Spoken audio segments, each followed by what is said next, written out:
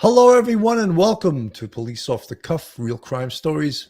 I'm your host, retired NYPD Sergeant Bill Cannon, a 27-year veteran of the NYPD. Folks, we've been covering the story of course, what's going on in the Middle East, Israel and Hamas.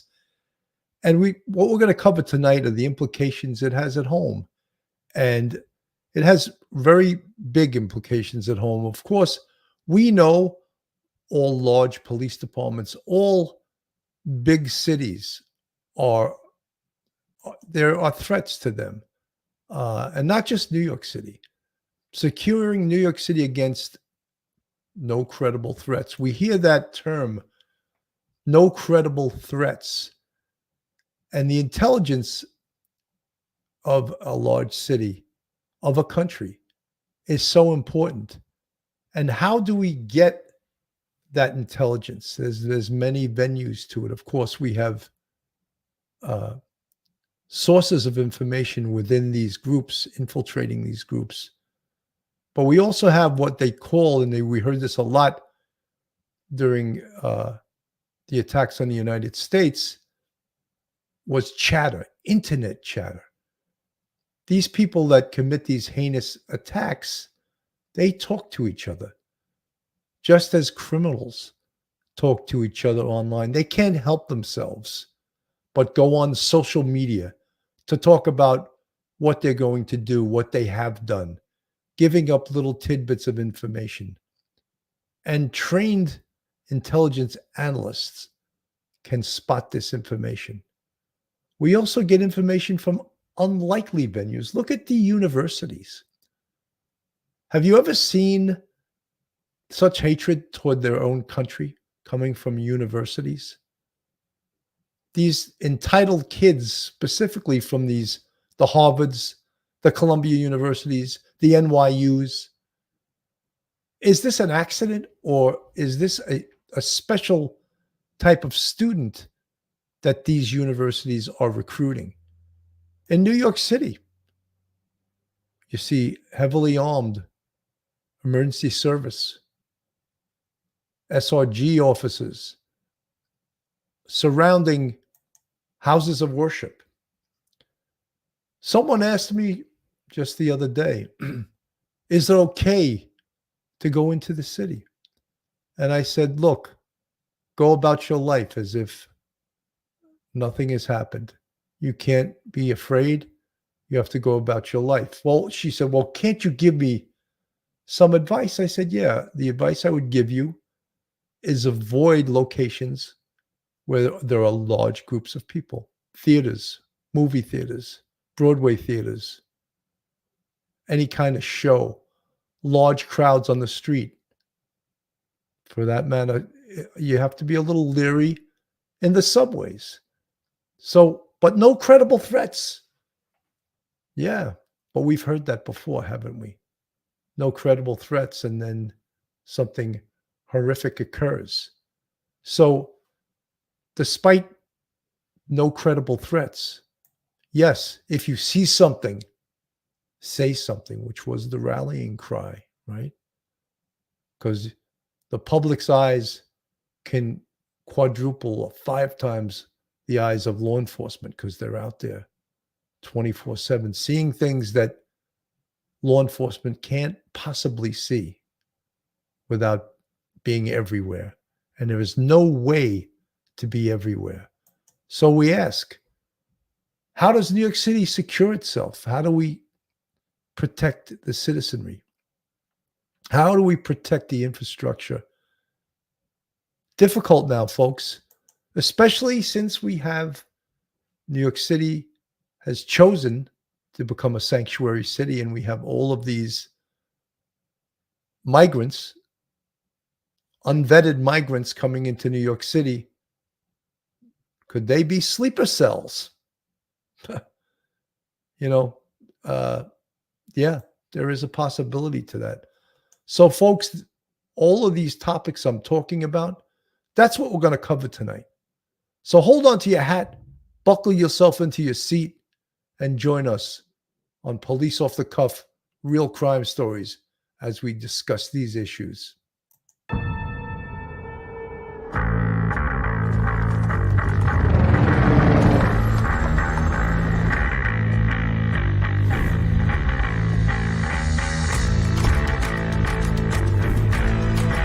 there has to be some common sense.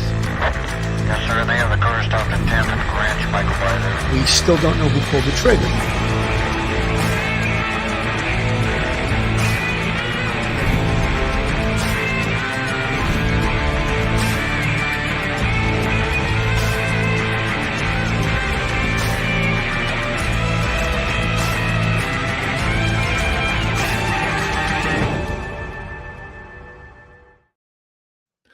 You know, folks, I'm pleased to say that tonight I am not going solo. I have a special co-host with me tonight, and he's retired NYPD sergeant, professor, law degree, and professor at Albertus Magnus College in Connecticut. And welcoming to the show tonight, Professor Mike Geary. Welcome to the show, Mike. Hey, Billy. Thank you for having me on. Good to see you. Good evening, everyone. It's a pleasure to have you on tonight. I know, Mike, you have a special expertise in this area that we're talking about. All of us in the NYPD work these details. And, you know, one of the things I just want to mention to the folks listening out there, Mayor Adams had just made an announcement less than, I believe, a month ago that he was cutting the budget of every single New York City department by 5%. Good luck cutting the police department's budget. And I don't think you can, because he's putting 6,000 more cops out a day on these details, and they all incur overtime. So good luck cutting the police department's budget. And I know, look, the public, they don't care. They want to be protected. And yes, they should be protected. So when you think about the lunacy of, yes, we're cutting every department. Well, you're going to cut the police department's budget. Then let's cancel all protests. Let's cancel all details.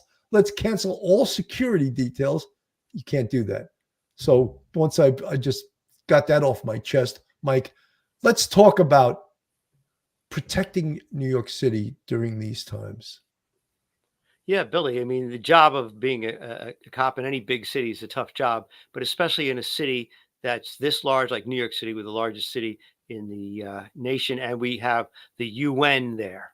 We have a tremendous concentration of people in a small area. When taking the subways, taking the buses, you walk around Times Square, any time of the day or night. And, if you don't look up, you don't even know what time it is. It is so bright with all the neon signs and all the crowds. It is a very difficult place to police, especially in times of strife, international strife, where, we are afraid of, a terrorist attack.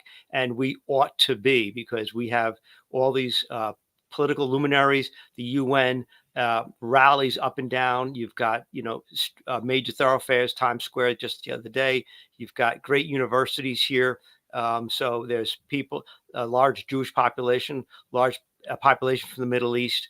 And so you have a very difficult time to do this, because everybody's on edge, and it doubles the workload for the police having to respond to these sorts of things with all the security details. Mike, it's such a, I remember after, these attacks that we had in New York City, that it wasn't a choice to go home. It was officers, you're working 12-hour tours, 6 days a week, and, put an hour each on each end of that. And, then you got 14 hours or even more than that, because most people didn't have time to go home. Right. So you stayed over, you slept at the precinct that you worked in. And believe me, folks, the NYPD doesn't give you the Waldorf Astoria to stay in. You're lucky you get a bed in the dorm. And if the whole precinct's staying over, right, you'll be lucky if you get a spot on the floor. So right, those are the conditions that we would work in. And look, no one's complaining. You pay us. This is what we signed up for, and we're going to do it. But the NYPD always rises to the occasion. And you got to realize they got to protect the places that are the biggest targets, houses of worship. And of course, in this instance, synagogues. And from the other side, you might have mosques, That's right. But there are two, factions here. There's the Israelis and people that are supporting Israel. And then there's people that are supporting Palestine. But in a way, that's a little cloudy, because folks ask, if you're supporting Palestine or Palestinians, aren't you supporting Hamas? And Hamas is a terrorist organization. And you could see some of the folks at these protests. They're pretty serious, and there's some ugliness here. There's some disorder here, but no one does this and protects New York City better than the NYPD. Yeah, Billy, we've got the greatest resources of any police department in the entire country. We probably have the best leadership of any department in the country. We have the best training. We have the best experience. I mean, this is what we do, especially if you're working in Manhattan, rather than say a Staten Island precinct, because you're dealing with a lot of the politics and a lot of the international people every single day. They're coming to New York, a lot of diplomats. I remember up in the Bronx, we had the Russian mission, and where all the Russian diplomats stayed. And so that was a very sensitive place. And you'd always see various government cars driving around, and, from our government and from their government. And you're always on edge, always looking out, because there were times where almost instantly you'd have a thought out, but seemed like a spontaneous, protest take place right in front of where you were. 30 seconds ago, there was nobody around, and suddenly 2 vans pull up and 20 people jump out, and they're like laying on the street, and they're protesting, and the police department doesn't even have the time to get the manpower there. So we are good at this. We are really good at it. And it's testing everybody, because like you say, there might be 12-hour shifts. You're sleeping in your car because like you said, you can't even get a place to sleep in the dorms. I remember the dorms in the 4-6 were terrible. You wouldn't even want to sleep in them. But this puts a tremendous amount of strain, because the longer this goes on, this is like it's a 12-hour on, 12-hour off, 12-hour on, 12-hour off, and there's no choice. There's no choice. You are in it for the duration of this emergency, and it puts a strain on our resources. But we have the leadership, we have the expertise, we have the experience, all the way down to the local patrolman has this experience now. So that's good for the people of New York, because this isn't our first time going through this sort of thing. You don't see these sort of protests in, say, some Midwestern city. You see it right here in New York, because that's where we're the epicenter of the world, right here. Absolutely. And especially on Friday, that a former leader of Hamas announced basically a worldwide global day of outrage. And he was encouraging terrorist acts to be perpetrated on this day. However, from my perspective, my point of view is that that's not the day you really have to worry about. The day you have to worry about is the day that no one said anything, and you get some surprise attack, or you get some lone wolf that does something, or you get some organized attack that was planned over a certain amount of time. Those are the days, and those are the things that you have to worry about. I'm going to play a video right now of former NYPD Inspector Paul Morrow, who is the former commanding officer of the intelligence division. Very smart guy, very well spoken, knows his business. I want to play a little bit of this. It says a lot about where we're at right now. For the New York City, former head of intelligence operations for the NYPD, is also an attorney. Paul, you hear those words. Those are on American college campuses. The part we didn't get to in talking with Cameron and Jim on assessing the threat here in the United States is how everyone talks about a credible threat. Well, someone who is stating their intentions to you, I would think, would satisfy the requirement of a threat being credible. So this is the dynamic that's changed here, Will.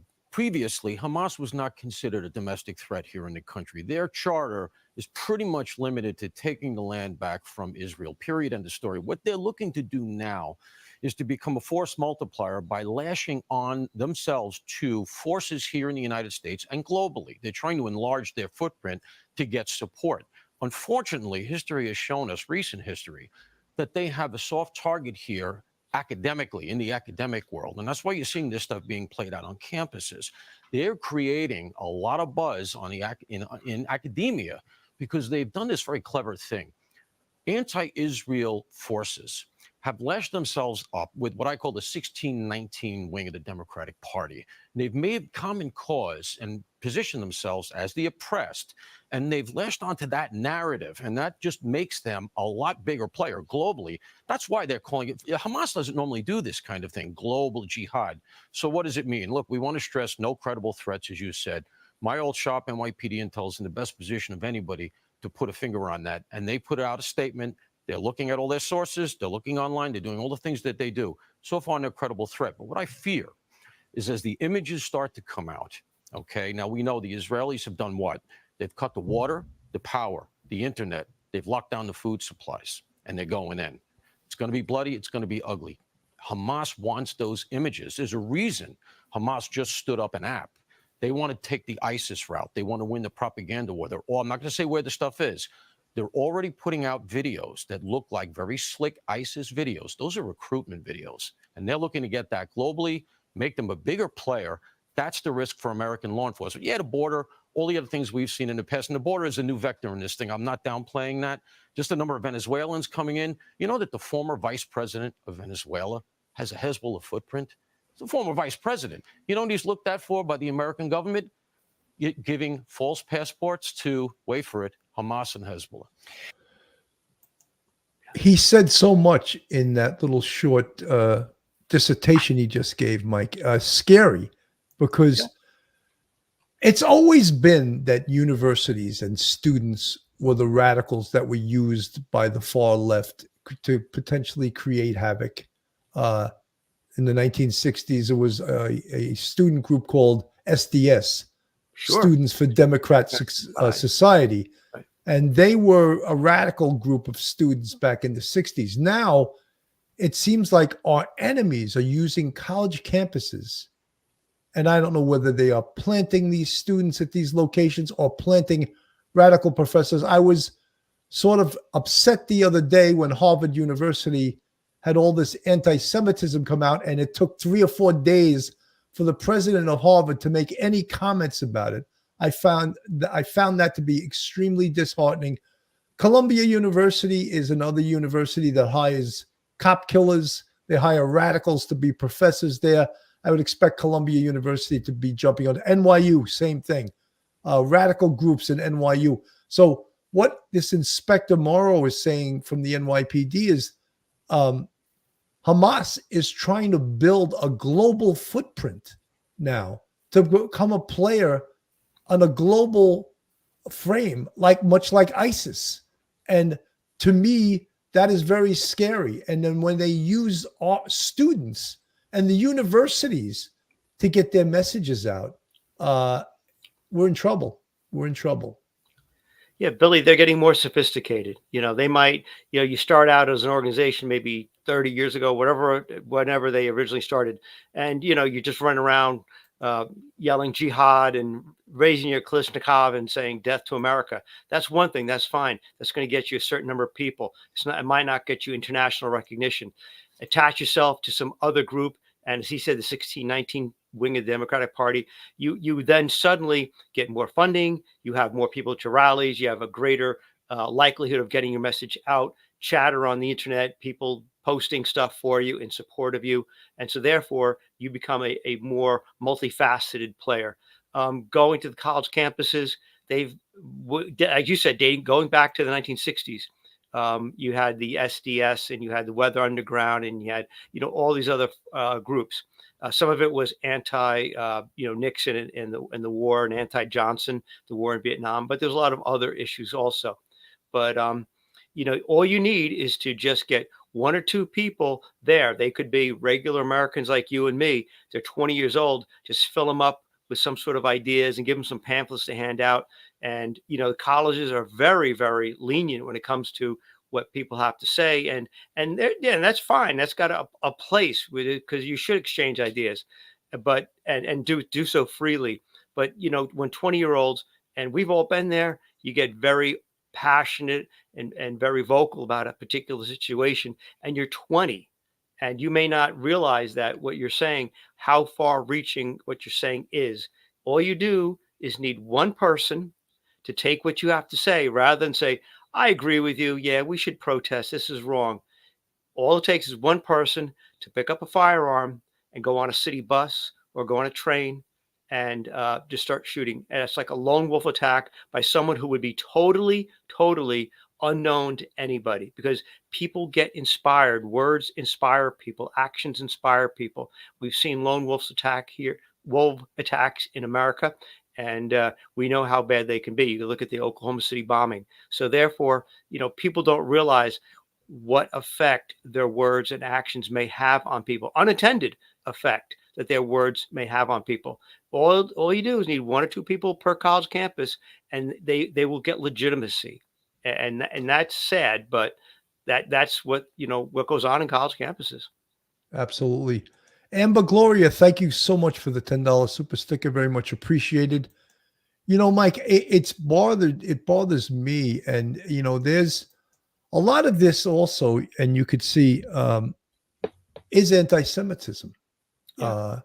And there is a lot of hate towards Jews. And we've known it from our time on the police department. Sure. A lot of the synagogues, they would get extra security protection because Oh, yeah. they were targets of this hatred, and specifically on their holidays. But when people look, this is now, as Inspector Morrow, and I'm going to go back to what he has to say, this is now a public relations war as much as it is a shooting war. Hearts and Because minds. Israel now is in Gaza. I don't know if at this point they've announced the ground war has begun yet. They were still, no one had actually said they're going in house to house. They have to be very careful because there is still at this point, I believe, there were 150 hostages. I believe some are no longer with us. I think there's like 125. So they have to be very careful with their response for fear of losing more of these hostages, and how their tactics and how they choose to rescue these people. It's a very touchy and tender situation here. So when you see people just supporting, I don't want anything to happen to Palestinians that are just ordinary citizens that are not part of Hamas, that didn't and don't support Hamas. But when people are supporting the hatred and the terrorist acts and the killing of innocent civilians and children and adult and old people, and raiding kibbutzes and schools and just kidnapping people and doing horrific things, then the old tune Revolution by the Beatles, when you talk about destruction, don't you know that you can count me out, right? And that was a tune the Beatles did in the 60s or early 70s, and it was basically talking about revolution and that violence is no way to get revolution. I'm going to go back to this video with Inspector Morrow. I think he's quite articulate.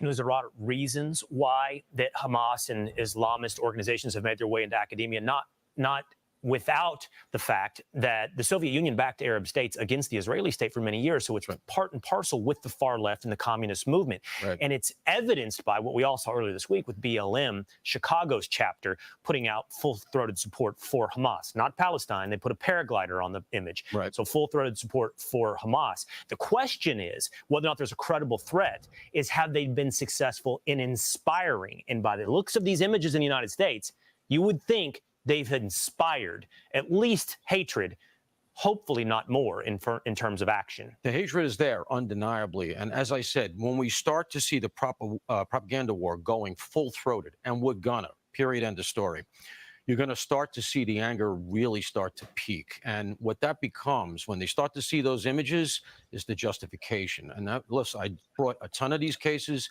I know the dynamic.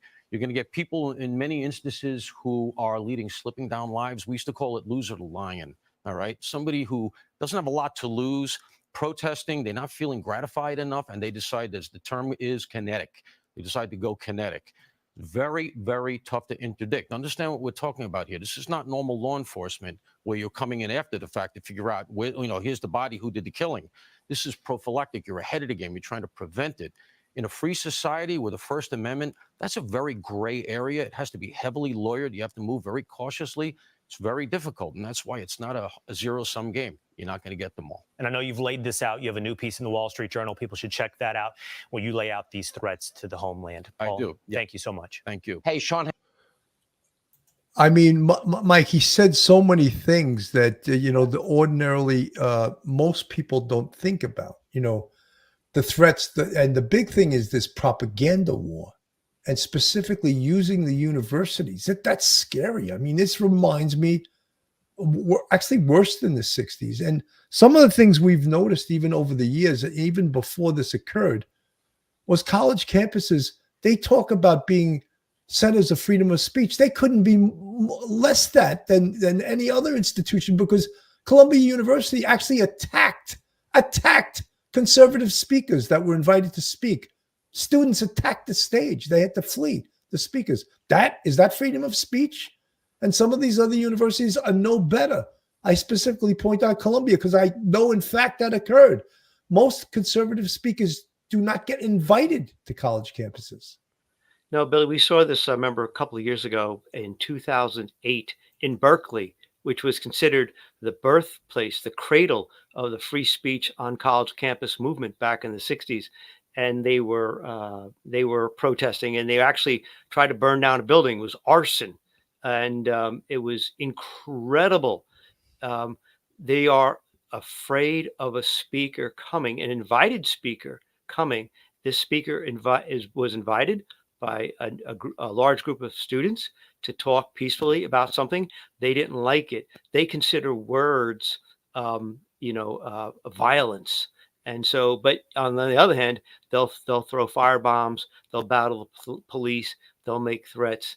And so you just wonder, and it's sad to see. And then the college campuses back down. They do not want to. They'll say, "Oh, we're doing it for for safety concerns," but yet they won't condemn the fact that there are people on campus, and they will then engage in it and say, "We're going to do it. We're going to censor this. It's not going to happen." And they'll say it's to protect people. Yet they won't make sure that the person is secure. They don't want to have any part of it. They don't want to have any part of it. If it's somewhat right of center, they don't want to have any part of it. If it's left of center, if it's something wild, they'll let it go. They just want to let it go. They don't want the trouble. They don't want the noise. They don't want the criticism.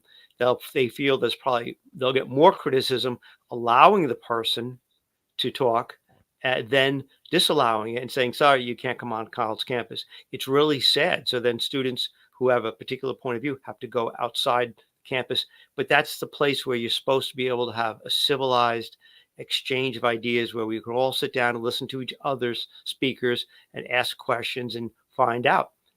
It's sad that we've degenerated to that in college campuses, and you wonder why are they doing it? Is there a goal in mind? Is it just try to stop people from protesting on the campus so everything's quiet?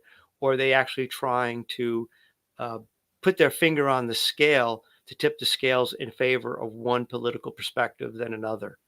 Well, Mike, it's the whole thing with someone saying, "Oh, I don't feel safe. Right. Oh, I'm threatened by your speech." Yeah. Do you know that stand-up comics no longer want to perform on college campuses because they get censored or they get canceled? Jerry Seinfeld, the great Jerry Seinfeld, of the show Seinfeld, refuses to perform on college campuses because they try to censor him, and they get all these little, "Oh, I don't feel safe. He said this, he said that." It's called a joke.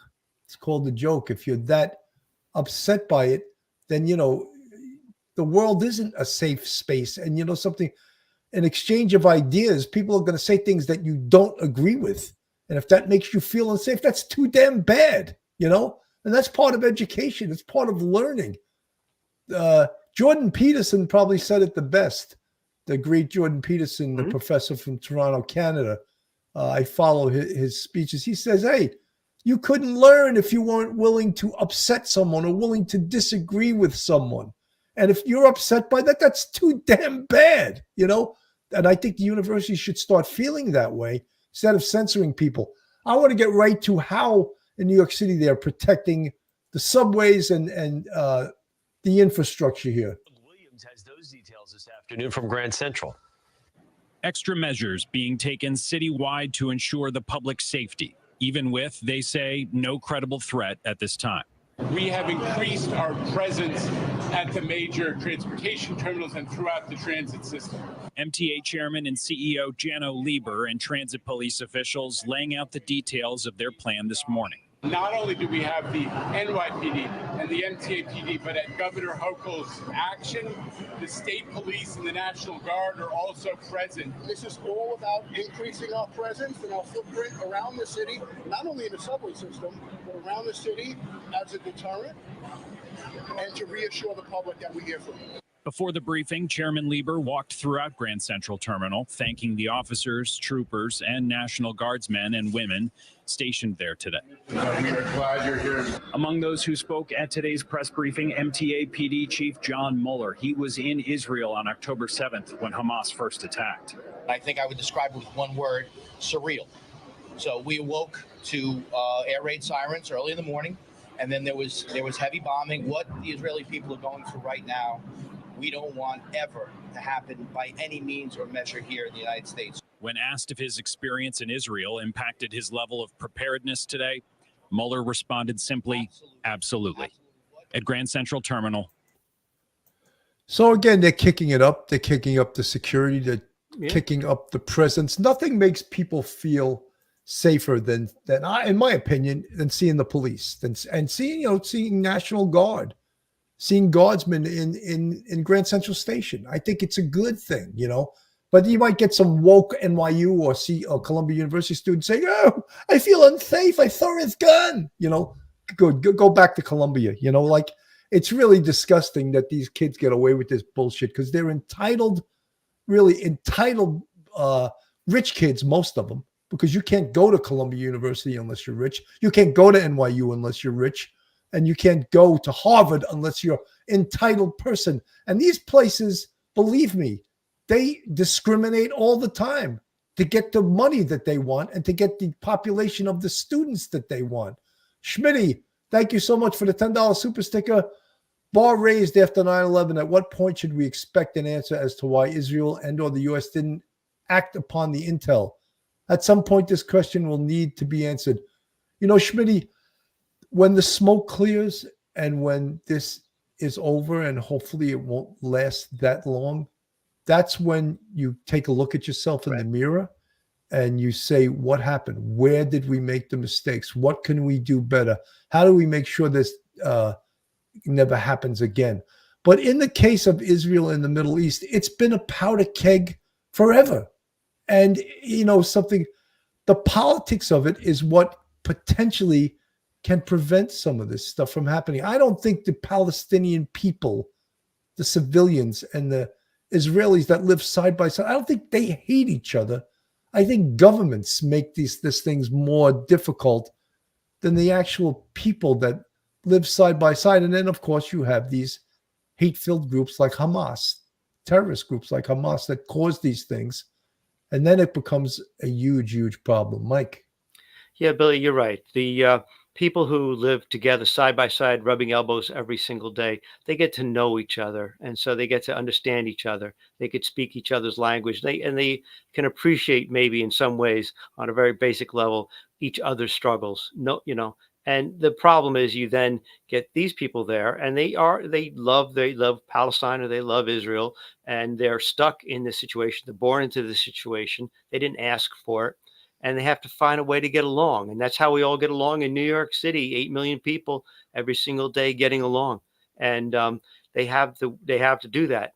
And then you have political groups like Hamas, terrorist organizations. You have politicians coming in, and they try to gin up issues. Some of them are real, some of them are ginned up. They get funding, and then you start to get people to pick sides, either with me or against me. There's a famous quote by Ulysses Grant after the beginning of the Civil War. He goes, "There are now traitors and heroes. Which side are you on?" So therefore, that's a problem, because then the complexities of the intertwining of the cultures and the people and the language in the area? And can we work this out over a long period of time? Can we actually have constructive talks to each other? That goes out the window. It is not impossible. We had Yasser Arafat, and Menachem Begin in the Camp David Accords, peace treaty back in, was it 77 or something, 76 with Jimmy Carter. You can do it. It's going to take a long time, but it needs to be done. The problem is you have these other players involved, and the emotional toll it takes on the people.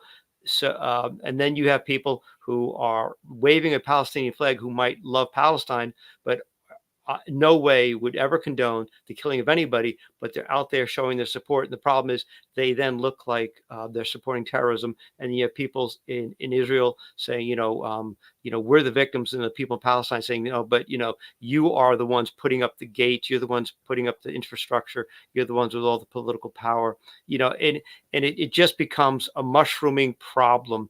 But when you get right down to it, the people living on the street, they probably know how to get along better than the politicians who are always currying favor and trying to get ahead and get reelected. Absolutely. Schmitty, I know that it is reactionary, yet intel exists. Seriously, this will need to be answered. Schmitty, I 100% agree with you. And in fact, I did a show recently with Bobby Chacon, the retired FBI agent, and he spoke about how during 9/11, one of his compadres in the FBI called the CIA and said numerous times before 9/11 and said, I'm looking for these two guys. Do you know these two guys? And these two guys turned out to be two of the 19 hijackers. And the CIA knew that they were in San Diego, but because of not sharing intel, refused to tell the FBI. When it occurred, this FBI agent confronted the CIA agent. He wanted to take a piece of him, and his boss told him to back off because that's not going to help anything. But the CIA held back intel information that potentially could have prevented this. So, Schmitty, you're 100% right to harp upon that, and we will find the answer to it. Will or not, I'm in awe of the open and honest discussion tonight. Thank you. It was a long time coming out of New York City. I believe saying no to this woke curse upon America is the pathway. Will or not, thank you. And I agree. And I've been saying it for years, but I'm one person. Mike's one person. We're not going to put an end to this. This was a whole movement, and there's money behind this. You have the George Soroses. I just read a big article that Warren Buffett donates to a lot of these radical groups. So are they steering this so that they make money in some way? And usually billionaires don't do anything for free. They're looking to make more money. That's what they're all about. We're going to look at this pro-Israeli and pro-Palestinian demonstrators take to New York City streets. Protests across the city yesterday as pro-Israeli and pro-Palestinian demonstrators took to the streets. The protest came amidst heightened security and fears of violence. And CBS 2's Christina Fan joins us live from Brooklyn's Grand Army Plaza, where arrests were made at a demonstration last night. Christina? Well, Doug and Andrea, good morning. The NYPD did their best to keep things civil at demonstrations like the one here in Brooklyn. But at moments, things still got tense as both sides denounced the killing of innocent civilians at the hands of opposing forces. Since the attack on Israel by Hamas 1 week ago, demonstrations have rocked New York City every day, many times involving dueling voices. The only thing I can do right now is come to here and make Israel a voice. It's very sick what's going on in Palestine, and it makes me sick. Sources say 50 people, part of a Jewish group against genocide, were arrested Friday and charged for blocking traffic at Grand Army Plaza. 2 others were taken into custody at a pro-Palestinian rally at Baruch College. Palestine will be free. Police estimate 3,000 pro-Palestinian demonstrators rallied in Times Square Friday. A smaller group of around 300 pro-Israeli demonstrators showed up. The groups kept separated by barricades. 3 million people live in Gaza and there is no power, no electricity, no water. They are suffering now. It's very hard for them. I think it came to a shock to a lot of people and caught us by surprise, caught them by surprise. And they are mourning the death of friends and neighbors. Many Israelis told us they decided to stay home for the Sabbath, but there were also concerns over a former Hamas chief calling for a global day of rage. In response to that call, sources say the NYPD ramped up their presence, deploying 6,000 cops citywide, including at synagogues and mosques. We're maintaining vigilance on what are considered high-value locations, such as the United Nations, as well as other diplomatic institutions. Staff at the Palestinian American Center in Clifton, New Jersey, also taking extra precautions. Bulletproof vests, armed security guards will be present at each mosque. And law enforcement sources say you can expect to see added security at houses of worship throughout the weekend. The NYPD will then reassess their response on Monday. We are live from Grand Army Plaza. Christina Fan, CBS 2 News. All right, Christina, thanks so much. And if we could follow up with you just with a question. You're at Grand Army Plaza, one of the sites yesterday where there were protests and arrests made. You mentioned the increased security that we will see around places of worship. Do you happen to know if there's anything planned where you are for today or this weekend? That's right, Doug. As of now, we know of no other protests or demonstrations planned for this afternoon, but that has not prevented the NYPD and also Governor Hochul from preparing in case things do escalate. We do know that she has deployed the state police as well as the National Guard to major transportation hubs like Grand Central, and also New York State Attorney General Letitia James. She has also sent letters to various social media companies asking them to take down posts with any inflammatory language involving threats, inciting violence, to make sure things do not get worse if both sides clash. But again, it is important to mention at this time, no credible threats for our.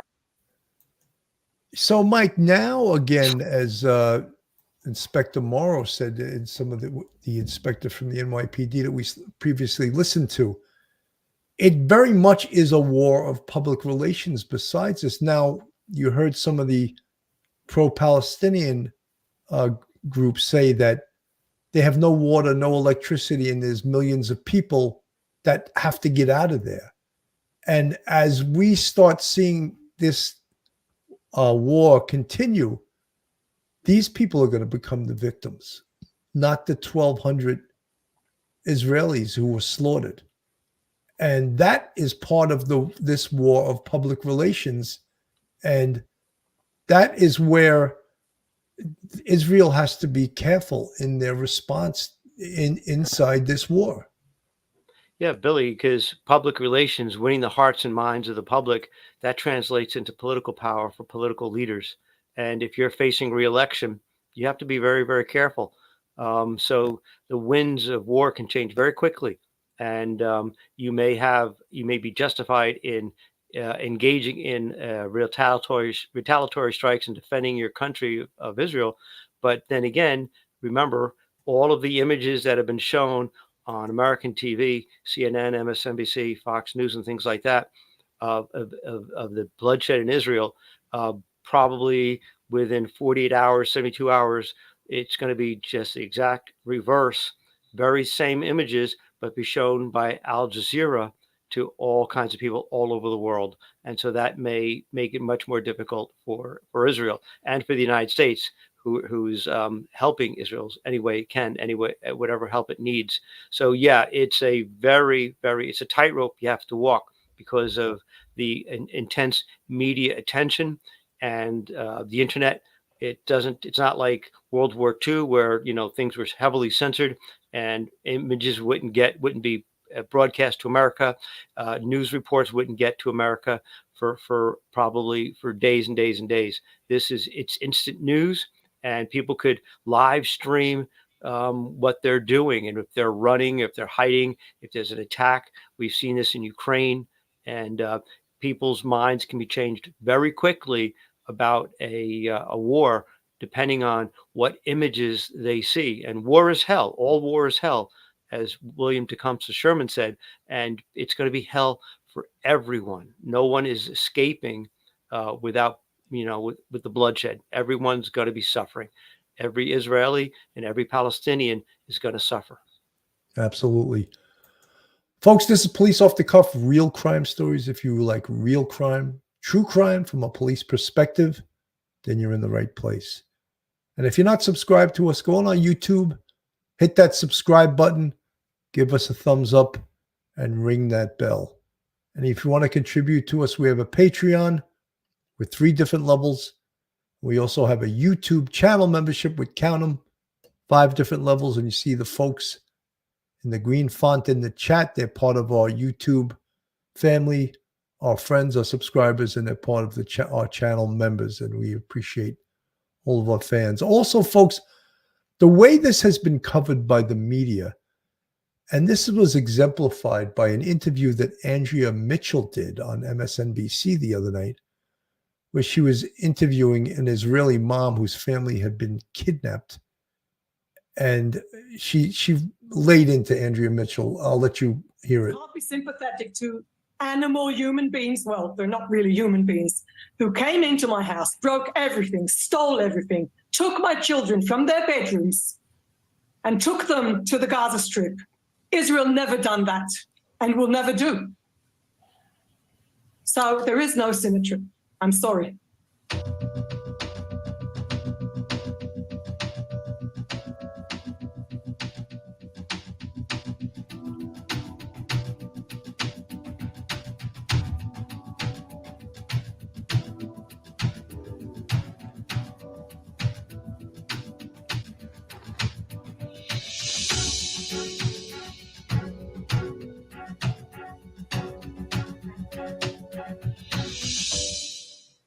I can't be sympathetic to animal human beings. Well, they're not.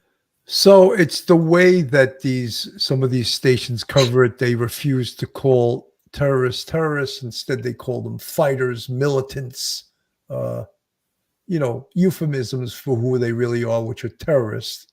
And this Israeli mom wasn't having it. She laid into Andrea Mitchell. A lot of these stations, I don't think they really understand what's going on. Well, they understand, but they have a specific political slant, a political point of view that they're trying to put out there. Bill, you remember, I think about 2 years ago, when you had some stations, I won't mention who they were, but showing protests with people running through the streets, smashing things in response to the George Floyd killing. And one commentator said, it's mostly peaceful riot. Yeah. It's like, okay, when has a riot ever been peaceful? But this is what you get. It's like, don't believe what you see. Just believe the words that I'm saying. It defies all logical common sense. And people aren't stupid. They know better, but they just can't say the words. It's like they're working off a script. And that's very scary, because sometimes you see several stations reporting the same sort of thing, very similar ways. And sometimes they're using the same words to describe the situation. You're like, wow, it's almost as if they're working together on this. It's very scary, but I think just the images alone, I think will just let people know this is what's really going on. You might call it a mostly peaceful war, but there's a war going on here. Come on. It's ridiculous to do it. It's very, very demeaning to the people who are your viewers, because you're trying to convince them that something isn't what it is, even though they're seeing it with their own 2 eyes. There's no excuse for it. Some of the images from this attack that are the spookiest, this one right here is really, and for you folks that are listening and not seeing this, this is a glider, a glider with a motor with 2 terrorists on it, shooting at the concert goers that opened up these terrorist attacks. And that image, to me, as well as this one where there's literally hundreds of those gliders in the sky approaching this music concert, those are images of this that I don't think can be hidden anywhere. It's sheer terror to think of this. Could this happen in the United States? You know, when we thought we were invulnerable before 9/11, we were taught that we certainly are not. I think we all must agree that anything is possible. Anything could occur. And we are no better at protecting this country than probably Israel's better at protecting Israel than the U.S. is at protecting this country, the homeland security, right? And what good is homeland security when the borders are open and we don't check or vet the people pouring through these borders? And then certain cities declare themselves sanctuary cities against federal law and just allow these people, and we, the taxpayers, have to pay for this. I find that outrageous. I find that un-American. Yet they pretend it's otherwise. They're breaking the law. They're breaking federal law by being a sanctuary city. Have you ever thought of that, Mike? It's quite amazing when people say we're sanctuary cities, we're sanctuary state. There are no such thing as illegal aliens. No human on earth is illegal. And then when they show up at your doorstep, 40 or 50 of them per bus, suddenly it becomes an emergency. But it's what you asked for, and so it is quite ironic. And to think Mike, how quickly did those phonies from Martha's Vineyard get rid of them? Right? How quickly did they shipped them to Boston? Yeah, welcome, get them out of here. They were gone within 30 minutes of landing. They were surrounded by National Guardsmen and taken away. It's scary. But you think about it, the San Bernardino shooters, you see, a small cell like the Oklahoma City bombing guys, Timothy McVeigh. You don't need 1,000 Hamas fighters to cross your border. All you need to have is a half a dozen of them working in concert. Look at 9/11. They didn't even have firearms on board the airplanes. They had like plastic knives. So it doesn't take an army to cause an army's worth of destruction. It just takes people with dedicated, sworn to do it, dedicated people to do it, and then a public that isn't paying attention. If you see something, say something. Hopefully our intelligence gathering is better than it was before 9/11. And even with the Israelis, they've got probably the greatest intelligence apparatus going. But even they, we're humans. Even they miss this, and they're paying dearly for it. But it doesn't take thousands. It just takes a small cell of people coming across the border, a sleeper cell working within our own country and attacking on a bus, a train, a school, a soft target. It doesn't have to be a symbolic target like the UN building or a temple or a synagogue. It can be anything where they can do the most damage. And we're vulnerable. We're absolutely vulnerable, and we're not helping the situation ourselves. It's kind of scary. Absolutely. Marge, thank you so much for the $10 super sticker. Very much appreciated. Folks, you can't always count on law enforcement to pick up the pieces once these policy mistakes are made. Policy mistakes of letting people into this country who are potential terrorists and without vetting them, and then expect law enforcement to correct policy mistakes made by government. It's not going to happen, and we, as the citizens of this country, have to live with the mistakes that are made from a policy decision. And very, very scary. Fears of violence here at home. Multiple rallies have taken place across the country, like this one in New York City at Columbia University.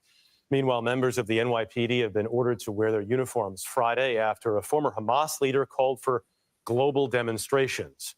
For more, I'm joined by Catherine Herridge in our Washington bureau. Catherine, police are on alert for demonstrations planned for Friday. The big question everyone's paying attention to, though, have there been any credible threats? Well, Jeff, based on our reporting here at CBS News, there has been no intelligence suggesting a credible or imminent threat, but it's told to me that this is a very dynamic threat environment, and literally analysts are looking at the intelligence on a minute by minute basis. And what we're seeing as a consequence, and this is very familiar to me because I've been following national security really since 9/11, is this heightened security posture. We'll see it at synagogues, mosques, also at protests. And the idea is to have a very visible security presence that can act as a deterrent. And then if there is an imminent threat, they're also in a position to pivot and quickly respond, Jeff. Some of the skirmishes have broken out, Catherine, in some cases here at some of these rallies. What are police doing in addition to just being on standby to prepare for any potential sudden violence? Well, one of the things that's striking through my reporting this week is that within the last 48 hours, these internal law enforcement bulletins and assessments have been circulated really broadly across the country to remind people about best practices in terms of preparing for what may be an imminent threat. And I'm talking about things which involve engagement with different faith communities, also steps that can be taken. I'm not going to get into them here for obvious reasons, but steps that can be taken to mitigate the risk and the threat around what's perceived to be high profile targets. So it's a very dynamic environment. But what I would say is that between Homeland Security and FBI and then local and state law enforcement, this is a playbook that they're very familiar with, in part because of 9/11. And it's part of a reliance on citizens, too. The old expression, if you see something, say something, is important, as always. Meanwhile, is there is now a greater risk to Americans living abroad in the wake of this, unfortunately? Well, we spoke with Javed Ali, who's been working for Homeland Security, FBI, and in national security for about 2 decades, most recently at the National Security Council under the Trump administration. And he said that while there's no specific or credible intelligence about a threat. Mike, the theme is there's no credible threats, there's intelligence, but what the media is ignoring, they're totally ignoring it, is that our borders have been porous and people have poured through them for the last 2 or 3 years. That's a threat. The last 2 years. That is a huge threat. That is the biggest threat we have. And if you ever watched Mayorkas, who's in charge of that, he's clueless. They don't even know who's coming through the damn borders. They have no idea. Oh, they gave you a name? How do you know that the name they gave you is correct? Did you fingerprint them? No, they didn't do any of those things. And now we have these huge threats, and they expect the FBI, the NYPD, and whatever large city, they expect them to be able to thwart and to counter the mistakes of policy made by our government. Guess what? They can't do that. And it's just, and I can't stand that the media ignores it. They just ignore, go have a camera, have a real-time camera, and show that behind you, Catherine Herridge, of the thousands of people right now that are pouring through our border. And you expect law enforcement to correct the mistakes of policy? I don't think so. If it comes down to the local cops in any city, any town in America trying to correct the situation, it's way too late by that point. That you got to protect the borders, who's coming in, who's going out. You're entitled to. That's the first thing. That's the most important thing that the president must do, is to secure our borders and to protect the citizenry. Having people who we don't know wandering around, and many of these people may get some sort of support from private organizations, but it's who's to say that they will comply with whatever conditions that they're given to stay lawful in America. They could easily join up. We have a great transportation system. We can get around, especially like large cities. They can disappear into the fabric of society. And many of these people are getting the equivalent of desk appearance tickets, little tickets saying, come back in like 18 months for your first formal immigration hearing. Who's to say any of these people are going to come back to an immigration judge and risk being deported? No one's going to do that. Only a fool would do that. They're gone. And if it comes down to it, where the NYPD patrolman has to be the one to keep us safe, because of a problem that could have been solved 2 years ago, we're lost at that point. We've lost. Absolutely. Right now, he said he's very concerned about what appears to be an incredibly dynamic environment, especially heading into the weekend. He said, given the unprecedented sophistication of the Hamas attack into Israel, that it suggested to him that there could be another shoe to drop in this operation, and that Hamas has been waiting and preparing for what they see as the eventual ground war into Gaza by the Israelis. And he said what happens and unfolds in the next few days could really have an important impact on a heightened threat, not only in the region, but also on U.S. interests, especially in Europe. In other words, he's saying luring Israeli soldiers in and then attacking. He's saying, and this is my experience too, is that when you have something this sophisticated, usually there's kind of a 1-2 punch. And what Javad Ali was saying to us is that he does have concern that there is a second shoe to drop. And let's hope, God forbid that should be the case. But that's something that intelligence experts like him are really watching for. Again, we have great intelligence analysts. We have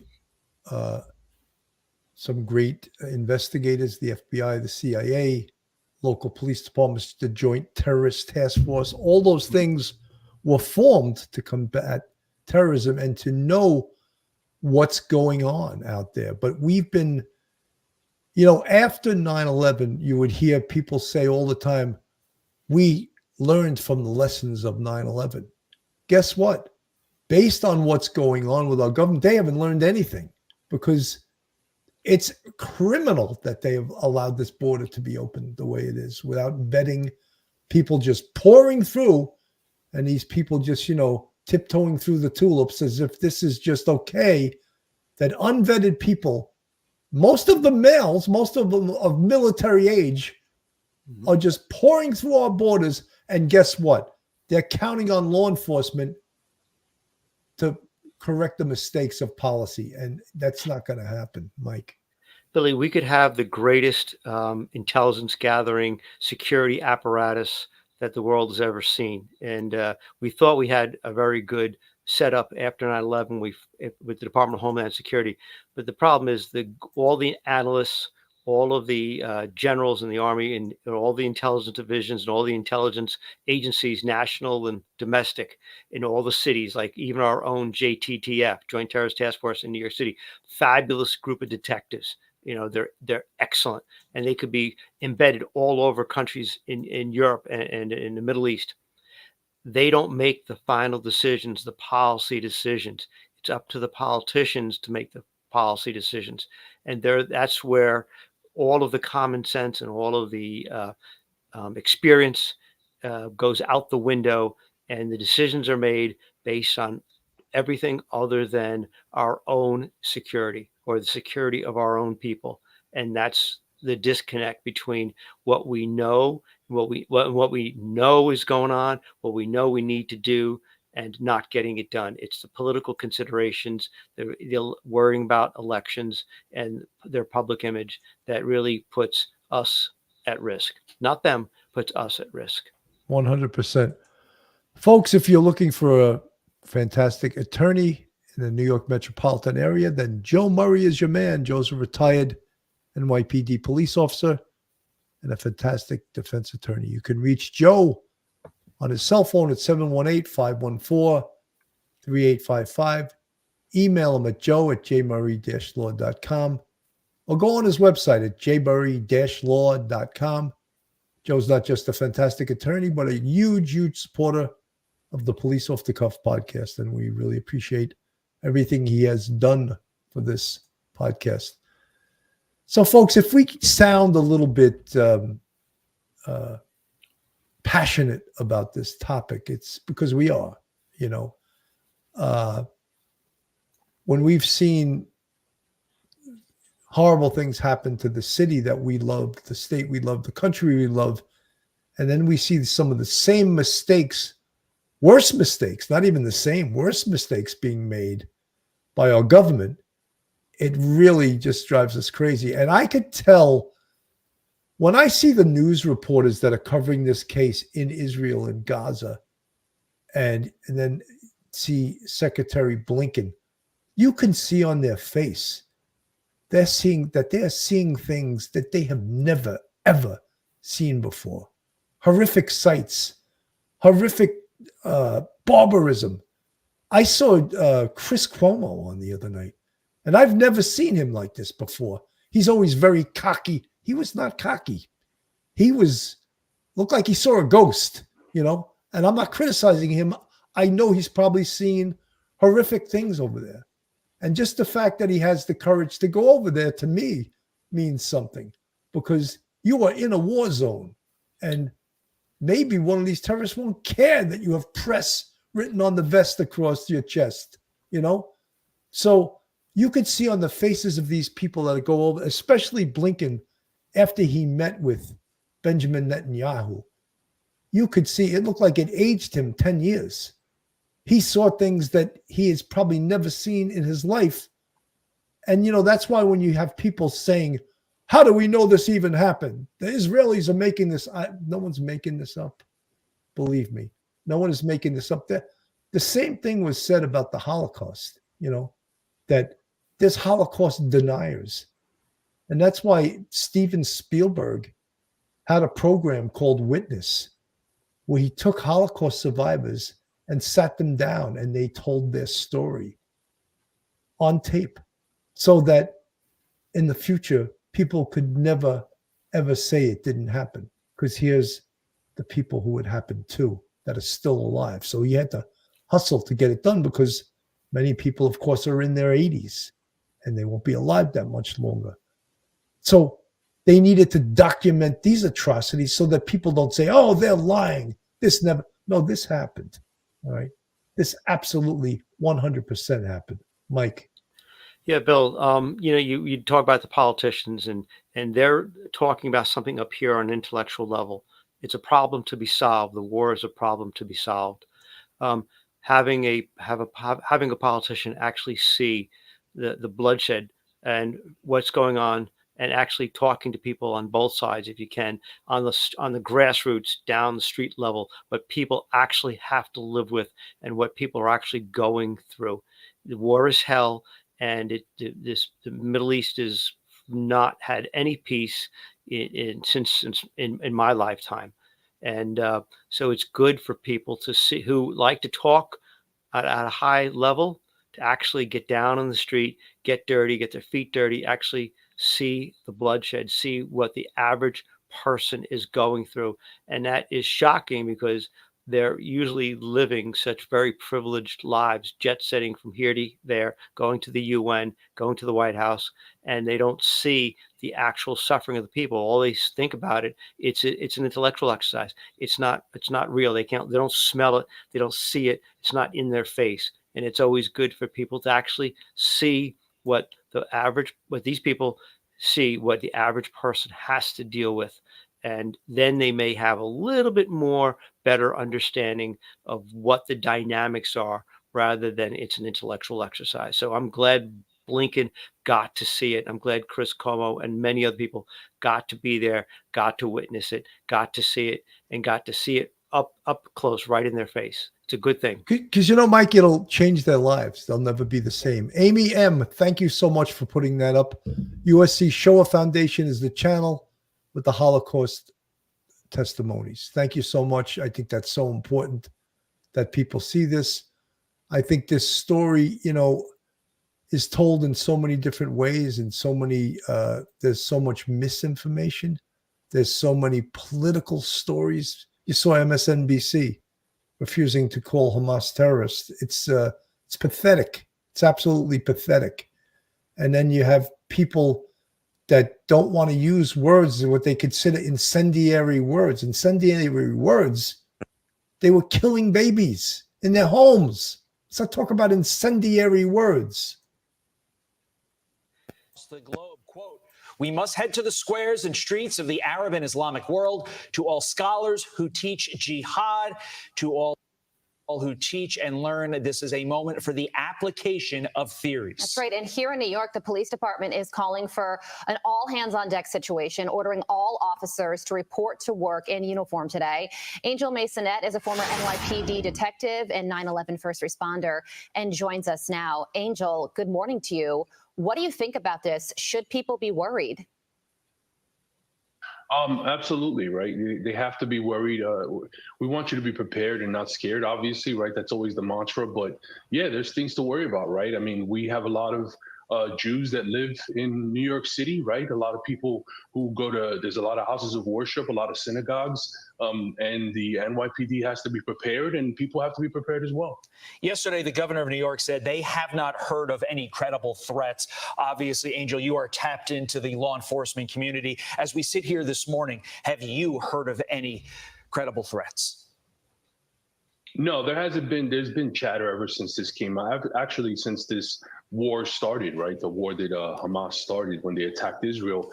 There's been a lot of chatter going on. Obviously, you want your intel partners to keep you up to date, but you know, there's nothing credible as of this point right now. They're saying there's nothing credible, no credible threat. So this order for all cops to report in uniform today, what does that actually mean? Because I did assume that when police officers reported to work every day, they would report in their uniform. So what's significant about this order? So you have specialized units, right? You have other units, detective bureaus, things of that nature, officers that, work behind the scenes, so to speak, and they're not necessarily always in uniforms. They're in suits or what have you. So now this says, hey, everybody cancel your days off. Guess what? If you're going on vacation, you're going on a cruise with your family, you can't go. It doesn't matter if you paid. It doesn't matter what you did. You have to come into work. You have to have your uniform ready, and you have to be ready to be deployed to the different parts of the city. The strategic response group, which you just showed on your on the clip there, those officers, you're 700 strong. They're out there in the city. People wanted to disband them. This is why we have this, right? This is why we have the NYPD always prepared. The largest police department in the world. They're going to go do their jobs, in spite of, missing time with their families and being put in the position they're being put in. Angel, you were in the Counterterrorism Task Force. What is that unit specifically on the lookout for right now as we speak? So yes, I was on the Joint Terrorism Task Force, and again, right, we're looking for. We have ticklers out, right? We have our federal partners. We have partners overseas that help us out and give us intel, right? The biggest thing is intel. You need intel in order to get ahead of these things, right? It depends on what's able to be disseminated, what's able to be shared. There's a lot of moving parts to this. You have a lot of rumors. When I retired in 2014, I was on ATTF from 07 to 14. Social media. Things of that nature, it's gone up. Right now, things are different, right? You have a lot of people out there sharing stuff without context. It raises things up around the country, around the world, and it's harder to get real bona fide intel. So, you want to filter stuff down, make sure that it's bona fide, make sure that it's credible, get it out to the folks in the field, and hopefully be prepared. Absolutely. Be prepared. That is the message this morning. Angel, thank you for joining us.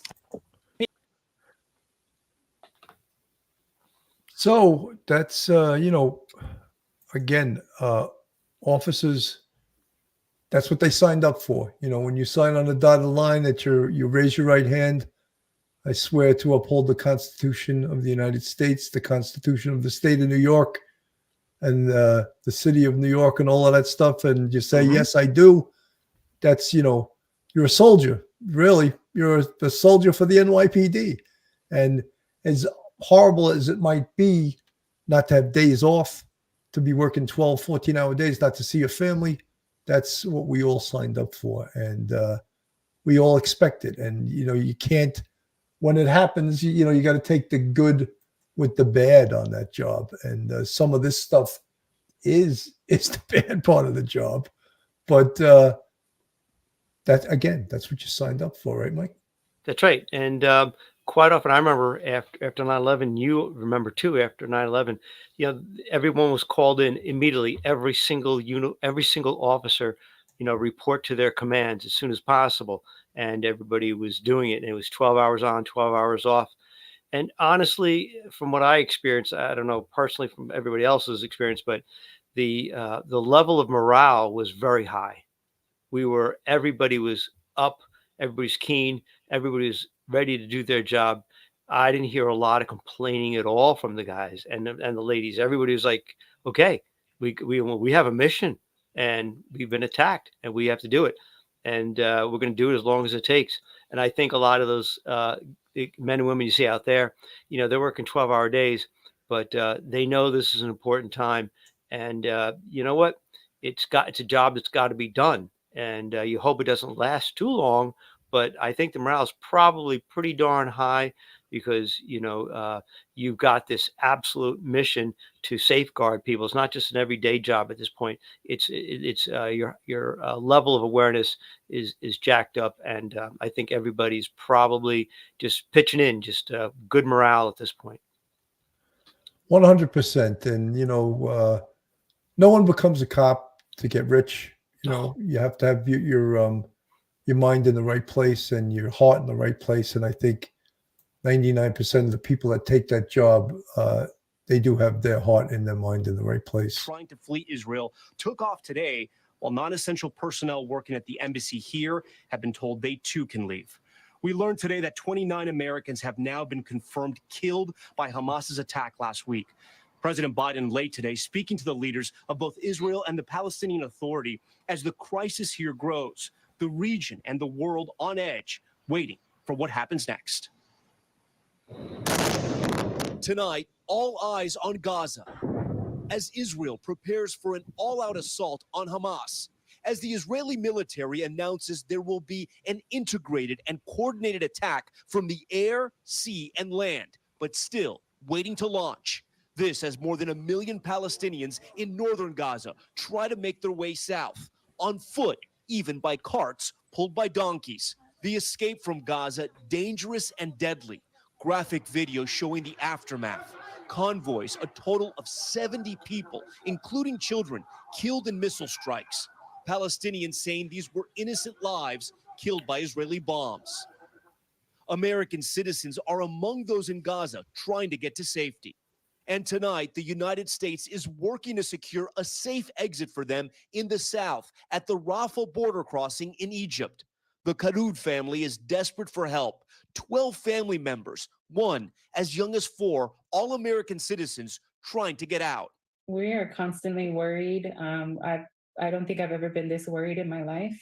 Tonight, the efforts to evacuate Americans inside Israel are also underway, including non-essential embassy workers from Tel Aviv and Jerusalem.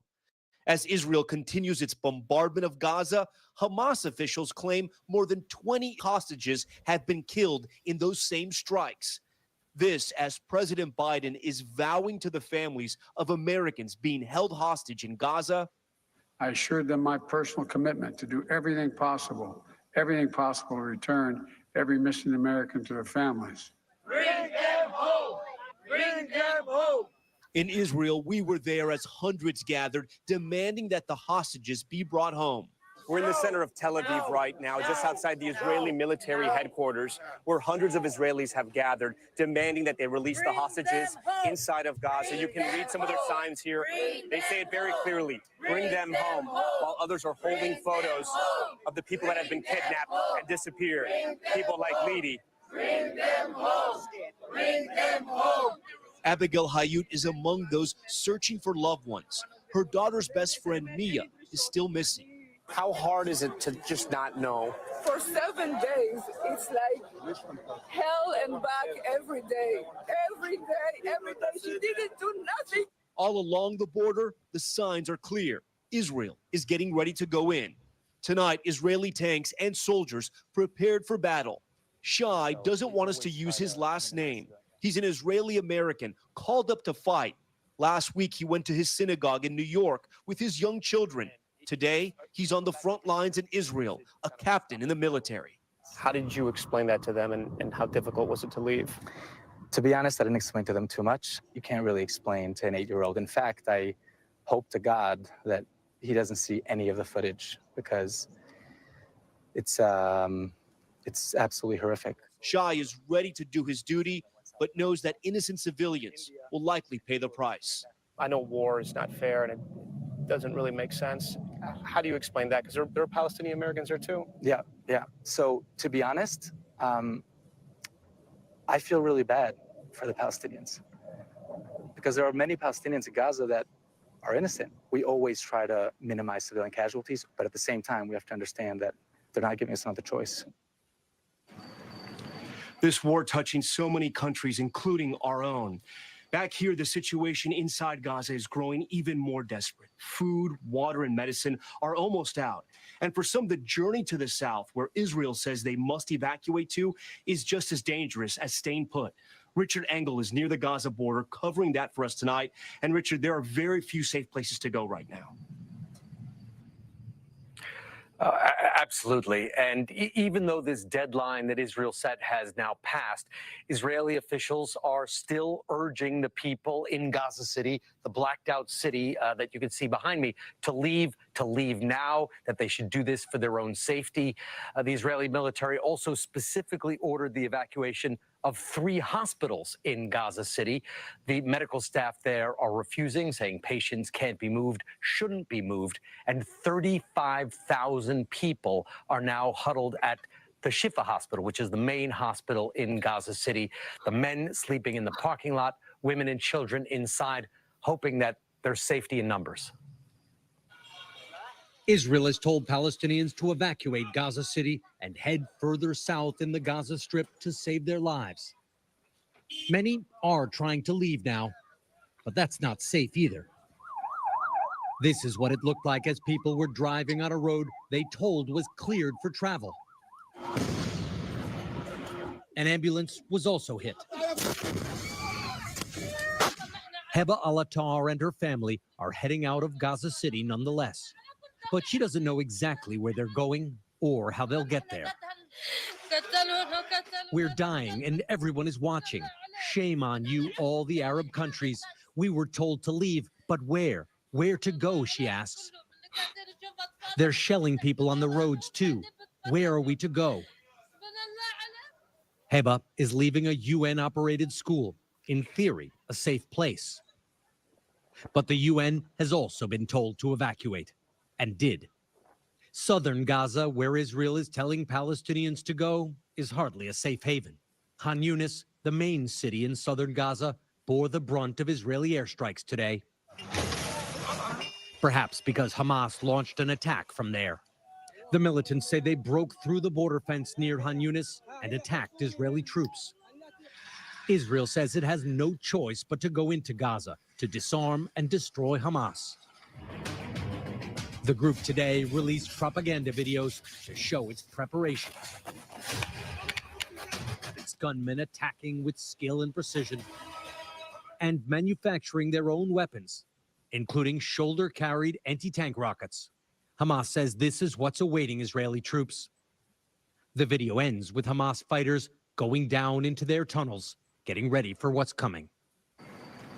Richard, we just saw there in your report, both sides ready for battle. Give us a sense of the scene there tonight.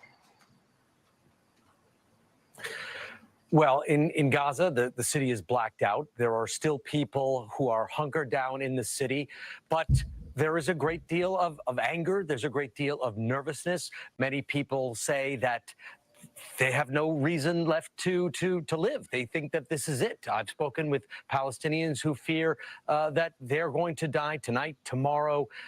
There's a real sense of chaos. When you're in a city, it's almost hard to imagine unless you've been there. And I've been inside Gaza before as it's been attacked. You can't leave. You're under attack. You're ruled by Hamas. You feel you have nowhere to go. You don't feel like you have a future. So there is a sense of absolute hopelessness. And it's not just that it's some abstract feeling of hopelessness. You're worried that at any moment now, perhaps tonight, perhaps tomorrow, Israeli troops are going to be rolling down the streets in heavy armored vehicles. There's going to be gunfights. Hamas fighters are going to be popping out of tunnels, and you're stuck in the middle of it. And you've been told, leave, go to the south. You don't know how to get there. You don't know where to go once you're there. And you're still stuck in Gaza, still stuck with. Wow. Sounds like a catch-22 to me that, the people that are there, they don't have a lot of choices, and the other thing that's really disturbing is that the surrounding countries won't take in the people. Egypt is forbidding people to go into Egypt. So there's no place for them to go. Yeah. So it's just a horrendous situation. Mike, I just want to thank you for coming on tonight. This is a pretty emotional topic to cover, I believe. And it's, you can really feel it, even though it's happening in Israel and not in our country, but you could feel the emotion, and from both sides. I'm not denying that the Palestinian people are victims in this. The evildoers are Hamas. And can peacekeepers at some point correct? There's no correction of what occurred. What occurred, and there's no undoing it or erasing it. But at some point, can there be some negotiation so that the bloodletting and the fighting will stop? Yeah, Billy, you're going to need Egypt. You're going to need Israel. You're going to need Lebanon to the north, and Syria to the north, and Israel and Egypt to the southwest.